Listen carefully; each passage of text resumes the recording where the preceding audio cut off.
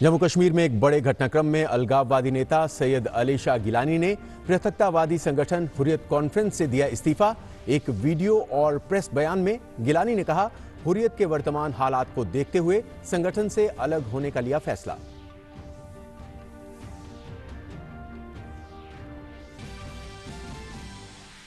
जम्मू कश्मीर के अनंतनाग में सुरक्षा बलों को मिली बड़ी कामयाबी। हिजबुल मुजाहिदीन के डोडा डिस्ट्रिक्ट कमांडर मसूद समेत 3 आतंकवादी ढेर। डोडा जिला अब पूरी तरह आतंकवाद से मुक्त।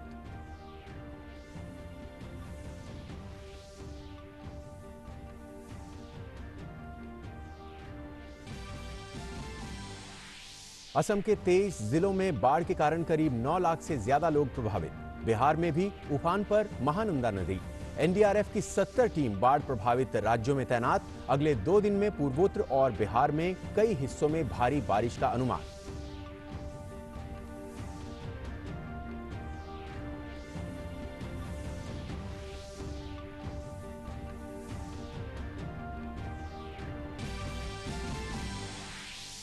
महाराष्ट्र में पूरी तरह खत्म नहीं होगा लॉकडाउन, बल्कि चरणबद्ध तरीके से मिलेगी छूट। कल से गुवाहाटी में लागू हुआ 14 दिन का पूर्ण लॉकडाउन, तो वहीं मणिपुर में भी 15 जुलाई तक बढ़ाया गया लॉकडाउन।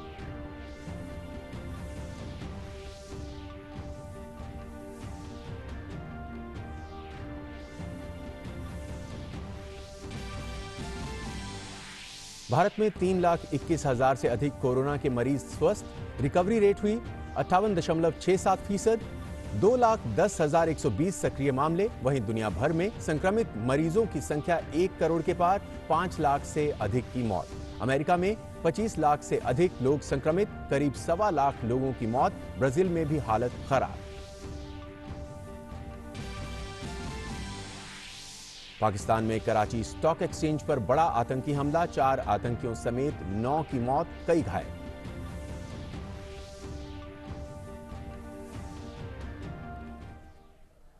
नमस्कार और अब देखते हैं समाचार विस्तार से। कश्मीर में कट्टरपंथी पृथकतावादी नेता सैयद अली शाह गिलानी ने पृथकतावादी संगठन हुर्रियत कॉन्फ्रेंस छोड़ने की घोषणा की है।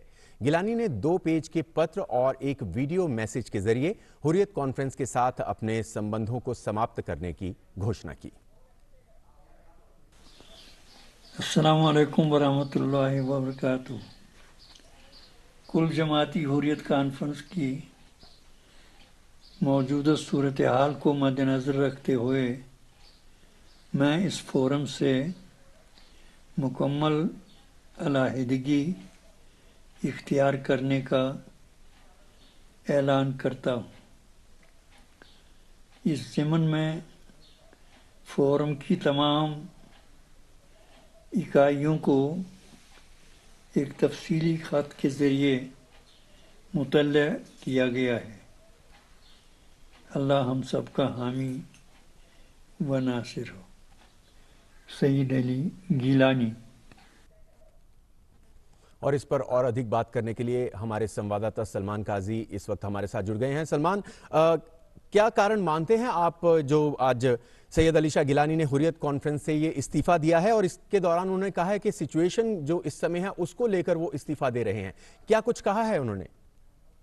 देखिए, उन्होंने जो अभी अपना जो खत लिखा हुआ है हुर्रियत की जो डिफरेंट इकाइयों के नाम, उनमें उन्होंने कहा है कि हुर्रियत कॉन्फ्रेंस में जो एक चुप्पी साधी हुई है, जो पिछले 1 साल से सियासी तब्दीलियां हो रही हैं जम्मू कश्मीर में, उन पे चाहे वो कॉन्स्टिट्यूशनल स्टेटस का चेंज होना हो या फिर डोमिसाइल लॉज का चेंज होना हो, तो कह रहे हैं कि हुर्रियत कॉन्फ्रेंस में उन्होंने बहुत बार खतूत लिखे उनको, हुर्रियत कॉन्फ्रेंस को, कि वो इस पे कुछ अपना बयानिया दें या ये, लेकिन वो कहते हैं कि इफेक्टिवली जो है हुर्रियत कॉन्फ्रेंस ने इस पे उतना ज्यादा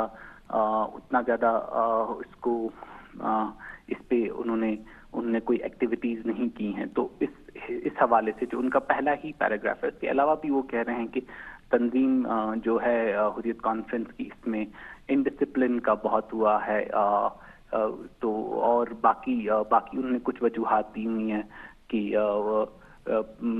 जो लीडर्स हैं वो ड्यू टू सर्टन अपनी पर्सनल या फाइनेंशियल कमजोरियों की वजह से खुल के सामने नहीं आ रहे हैं और उन्होंने कहा है कि उनके लिए अब कोई रास्ता नहीं रहा है कि वो जो हुर्रियत कॉन्फ्रेंस है उससे इलाहिदगी इख्तियार करें। जी, काफी लंबे समय से अलगाववादी नेता के रूप में वो काम करते रहे हैं। उनके इस इस्तीफे के बाद किस तरह से आप देखते हैं कि पॉलिटिक्स वहां पर बदल जाएगी, या कह सकते हैं कि सेपरेटिस्ट पॉलिटिक्स को कितना बड़ा झटका मानते हैं आप?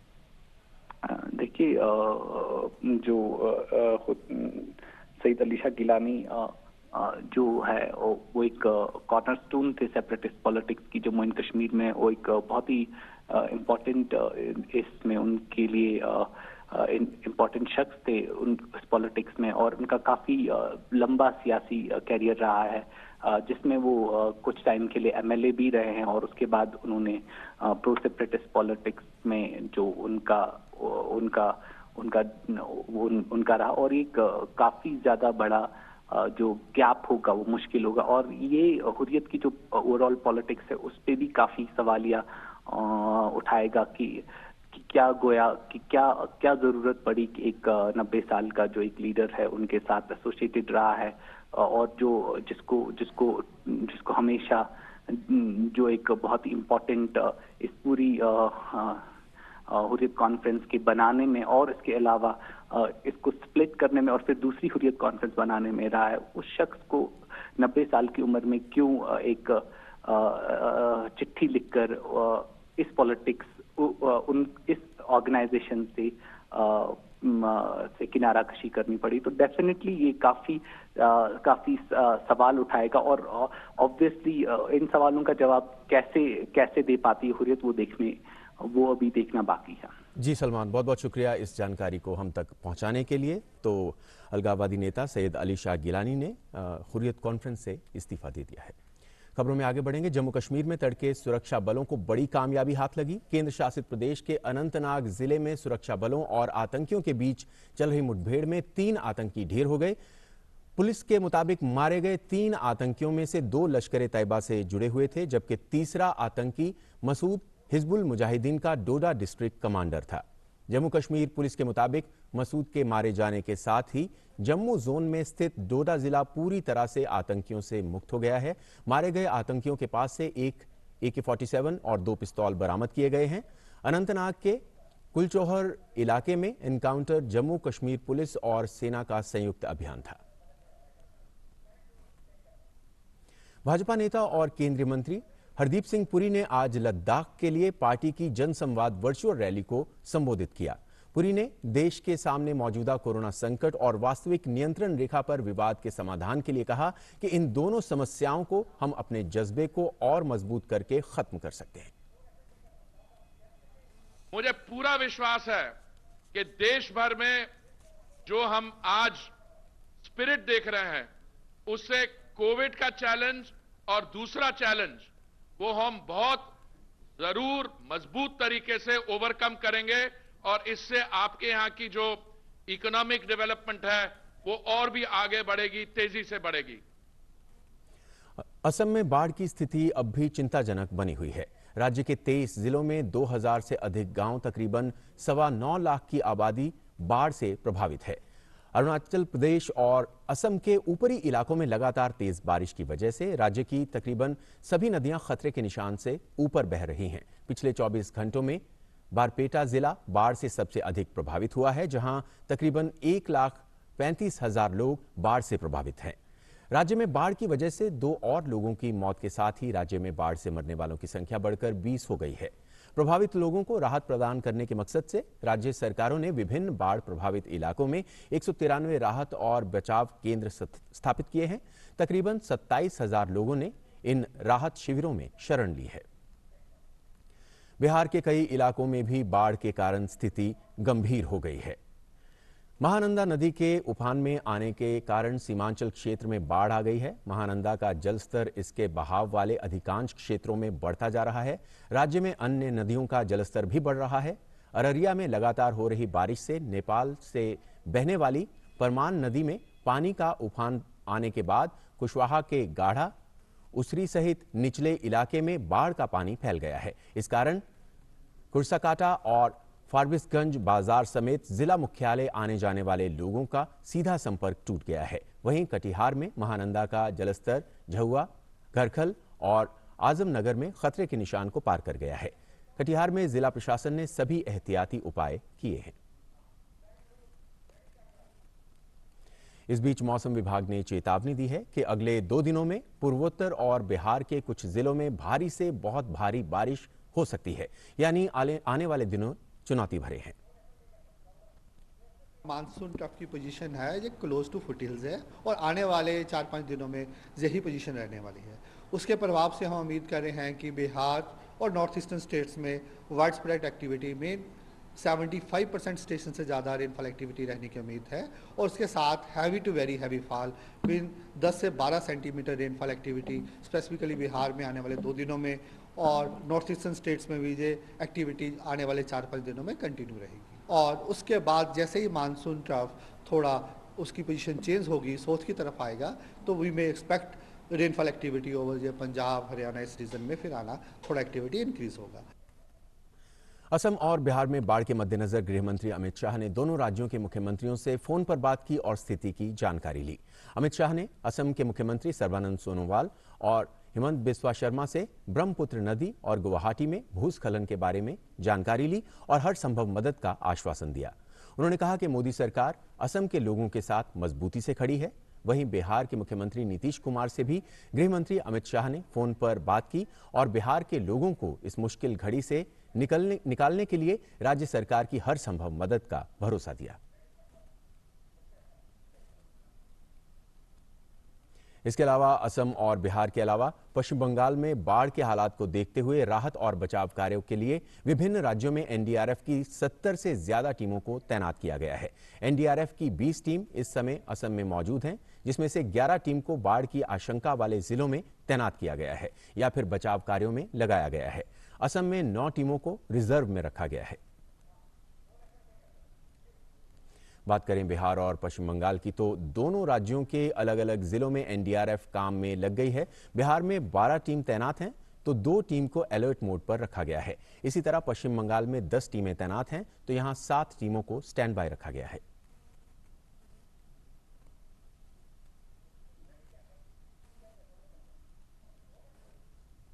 सरकार ने एयर इंडिया के लिए बोली लगाने की समय सीमा 2 महीने बढ़ाकर 31 अगस्त तक कर दी है। यह समय सीमा तीसरी बार बढ़ाई गई है। राष्ट्रीय विमान कंपनी के लिए विनिवेश प्रक्रिया इस साल 27 जनवरी को शुरू की गई थी।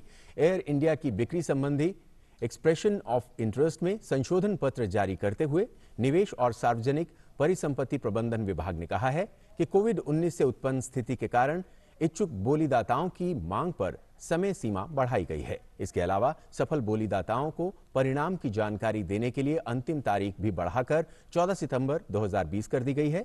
विनिवेश प्रक्रिया के अंतर्गत एआई एक्सप्रेस लिमिटेड में एयर इंडिया की 100% शेयरधारिता और air India status airport services private limited में एयर इंडिया की 50% हिस्सेदारी बेचने का प्रस्ताव भी शामिल है। 2018 में सरकार ने विमान कंपनी की 76% हिस्सेदारी बेचने का प्रस्ताव किया था। मध्य प्रदेश के मुख्यमंत्री शिवराज सिंह चौहान इस समय दिल्ली में हैं और कहा जा रहा है कि कल उनके मंत्रिमंडल का विस्तार हो सकता है। इससे पहले कल दिल्ली में शिवराज सिंह चौहान ने नरेंद्र सिंह तोमर सहित कई बड़े भाजपा नेताओं से मुलाकात की थी। बताया जा रहा है कि चौहान आज भाजपा अध्यक्ष जेपी नड्डा से भी मुलाकात कर मंत्रिमंडल विस्तार पर चर्चा कर सकते हैं। पिछले दिनों शिवराज सिंह ने कहा था कि मध्य प्रदेश में पार्टी अध्यक्ष के स्तर पर नामों पर लगभग सहमति बन गई है, लिहाजा अब केंद्रीय नेतृत्व यानी भाजपा के राष्ट्रीय अध्यक्ष से जल्द दिल्ली में चर्चा कर मंत्रिमंडल का विस्तार किया जाएगा। भाजपा के प्रदेश अध्यक्ष विष्णु दत्त शर्मा ने भी शिवराज सिंह के साथ दिल्ली दौरे पर हैं। इस बीच आज राजभवन से जुड़ी भी एक खबर आई है। यूपी की राज्यपाल आनंदीबेन पटेल को मध्य प्रदेश का अतिरिक्त प्रभार सौंपा गया है। दरअसल मध्य प्रदेश के राज्यपाल लालजी टंडन की तबीयत खराब है और वो लखनऊ स्थित एक अस्पताल में भर्ती हैं। असम में कोरोना केस तेजी से बढ़ते जा रहे हैं। इस वजह से राजधानी गुवाहाटी में 14 दिन का लॉकडाउन लगा दिया गया है। लॉकडाउन का असर भी देखने को मिल रहा है। सड़कों पर सन्नाटा है और बाजार बंद हैं। जगह जगह पुलिस की ओर से बैरियर लगाकर चेकिंग की जा रही है। पुलिस का कहना है कि नियमों का उल्लंघन करने वालों को बख्शा नहीं जाएगा। लॉकडाउन के दौरान शुरुआती दिनों में सब्जी और किराना की दुकानों को लेकर भी कई प्रतिबंध रहेंगे। वहीं तेलंगाना में हैदराबाद के सबसे बड़े थोक बाजार बेगम बाजार के दुकानदारों ने रविवार से 8 दिनों तक दुकानें बंद रखने का फैसला किया है।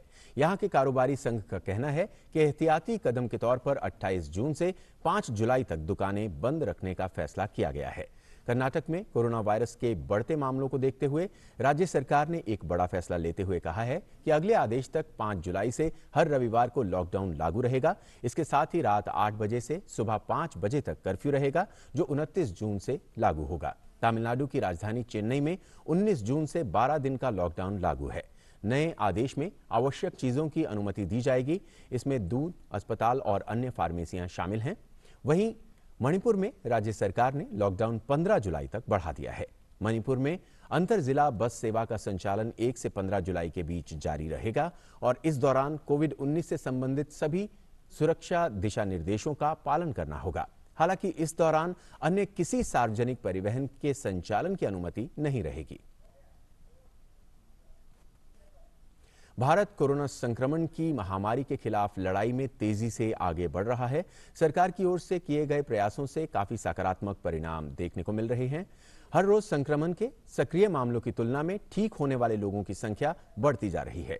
ठीक होने वाले लोगों की संख्या एक्टिव केस के मुकाबले 1,11,000 अधिक हो गई है। देश में इस समय 2,10,120 लोग कोरोना से संक्रमित हैं, जबकि 3,21,722 लोग अब तक इस गंभीर बीमारी से ठीक हो चुके हैं। देश में कोरोना संक्रमण से ठीक होने वालों का दर फिलहाल 58.67% है। भारत में अब कोविड-19 को समर्पित 1036 डायग्नोस्टिक लैब हैं। इनमें 749 सरकारी और 287 प्राइवेट लैब हैं। वर्तमान में भारत में 1,77,529 आइसोलेशन बेड, 23,168 आईसीयू बेड और 78,060 ऑक्सीजन युक्त बेड के साथ 1,055 समर्पित कोविड हॉस्पिटल्स हैं। 1,40,099 आइसोलेशन बेड, 11,508 आईसीयू बेड और 51,371 ऑक्सीजन समर्थित बेड के साथ 2,400 कोविड स्वास्थ्य केंद्र भी संचालित किए जा रहे हैं। इसके साथ ही 8,34,128 बेड वाले 9,519 कोविड केयर सेंटर भी हैं। केंद्र ने राज्यों, केंद्र शासित प्रदेशों और केंद्रीय संस्थानों को 1,87,000 से ज्यादा N95 मास्क और 1,16,000 से ज्यादा व्यक्तिगत सुरक्षा उपकरण यानी PPE किट भी प्रदान किए हैं। देश में कोरोना से मरने वालों की संख्या बढ़कर 16,475 हो गई है, जबकि कुल मामलों की संख्या 5,48,318 है। कोरोना संकट काल में दमनदीव प्रशासन के माध्यम से दमन में बने 30,000 PPE kit, 31,000 N95 mask, 10 crore HCQ tablet, लाखों की संख्या में सैनिटाइजर अन्य राज्यों में भेजे गए हैं। इसी क्रम में अब दमन को एक और मौका रेमडेसिविर इंजेक्शन बनाने का मिला है। Drug controller general of India की स्वीकृति के बाद सिप्ला कंपनी के माध्यम से दमन की सॉवरेन फार्मा कंपनी को रेमडेसिविर इंजेक्शन बनाने का मौका मिला है। यहां इंजेक्शन बनाने का कार्य शुरू हो चुका है। 1 महीने में 50,000 से ज्यादा इंजेक्शन दमन से बाहर भेजे जाएंगे। रेमडेसिविर इंजेक्शन कोविड-19 के हाई रिस्क वाले मरीजों पर उपयोग किया जाता है। ये मेडिसिन है रेमडेसिविर और एक अमेरिकन कंपनी जो गिलियड फार्मास्यूटिकल्स है, उस कंपनी ने इंडिया में 5 कंपनी को लाइसेंस दिया है रेमडेसिविर इंडिया में बना के बेचने के लिए। लायोफिलाइज्ड इंजेक्शन है, माने फ्रीज ड्राइड, और हम लोग 9 साइकिल या 10 साइकिल 1 महीने में कर सकते हैं। 50,000 से 80 या 90,000 वाइल महीने में बन सकते। तो हम लोग काफ़ी मोटिवेटेड है, ड्रिवन है कि ये इंडिया का पहला remdesivir through Cipla sovereign pharma दमन में बनने वाला है।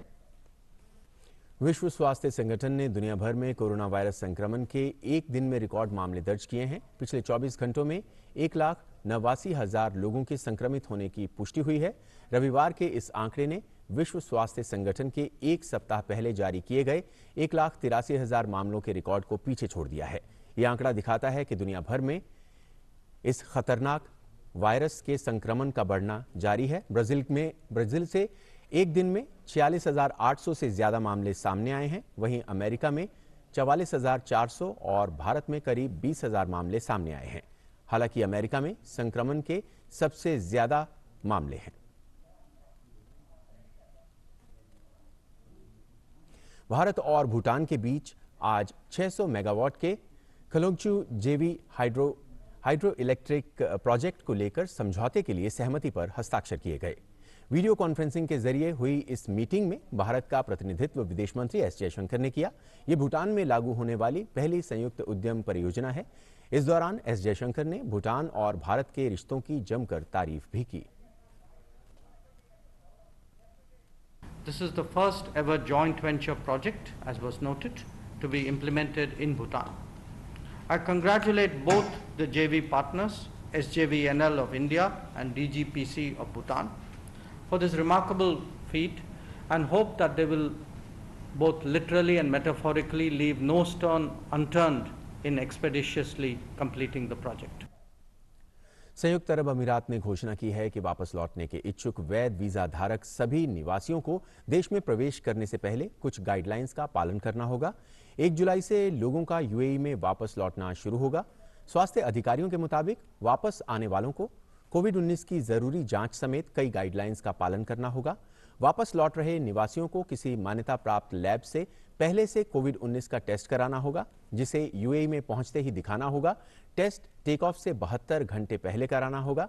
ये गाइडलाइंस ऐसे वक्त में जारी की गई हैं जब संयुक्त अरब अमीरात ने पाकिस्तान से आने और ट्रांजिट उड़ानों को रद्द कर दिया है। संयुक्त अरब अमीरात का कहना है कि वो अपने नागरिकों और निवासियों की सेवा के लिए देश और विदेश दोनों ही स्तरों पर कोविड-19 का मुकाबला करने पर प्रतिबद्ध है। पाकिस्तान स्टॉक एक्सचेंज के पास आज हुए एक ग्रेनेड हमले में 4 आतंकियों सहित कम से कम 9 लोग मारे गए हैं, जबकि कई अन्य घायल हो गए हैं। इससे पहले स्टॉक एक्सचेंज की इमारत में आतंकियों ने ग्रेनेड हमला किया। सुरक्षा बलों ने चारों हमलावरों को मार गिराया है। हालांकि हमले में 4 सुरक्षाकर्मी और 1 पुलिसकर्मी की भी मौत हो गई है। आतंकियों ने पहले इमारत के मेन गेट पर ग्रेनेड से हमला किया और उसके बाद अंधाधुंध फायरिंग शुरू कर दी। पश्चिम चंपारण जिले की सीमा से सटकर बहने वाली गंडक नदी का तट इन दिनों नवजात घड़ियाल और मगरमच्छों के झुंड से गुलजार हो गया है। इनकी संख्या में ज्यादा बढ़ोतरी world wild life trust of India और सरकार के लिए एक बड़ी खुशखबरी है।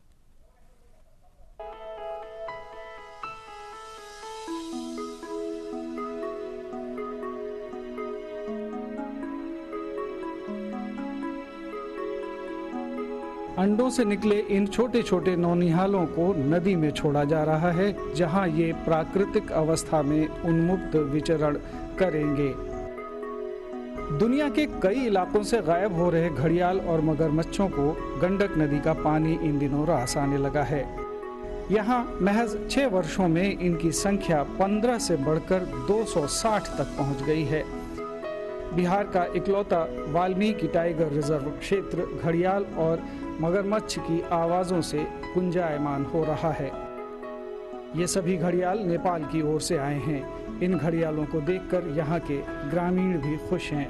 से घड़ियाल का अंडा को कैसे बचाया जाएगा, तो उसके तहत हम लोग स्थानीय लोग हैं जो कि किसान हैं और मछुआरा संप्रदाय, उन लोगों की मदद लिए हैं और उन लोगों को प्रशिक्षण दिए हैं। गंडक नदी में पिछले कई वर्षों में ऐसा पहली बार हुआ है कि यहाँ दर्जनों घड़ियालों ने जन्म लिया है। घड़ियाल दुर्लभ डायनासोर प्रजाति से आते हैं जो हजारों साल पहले विलुप्त हो गए और उन्हें अब हम सिर्फ संग्रहालयों या एनिमेशन फिल्मों में ही देखते हैं। इनकी संख्या में बढ़ोतरी को देखते हुए वाल्मीकि टाइगर रिजर्व में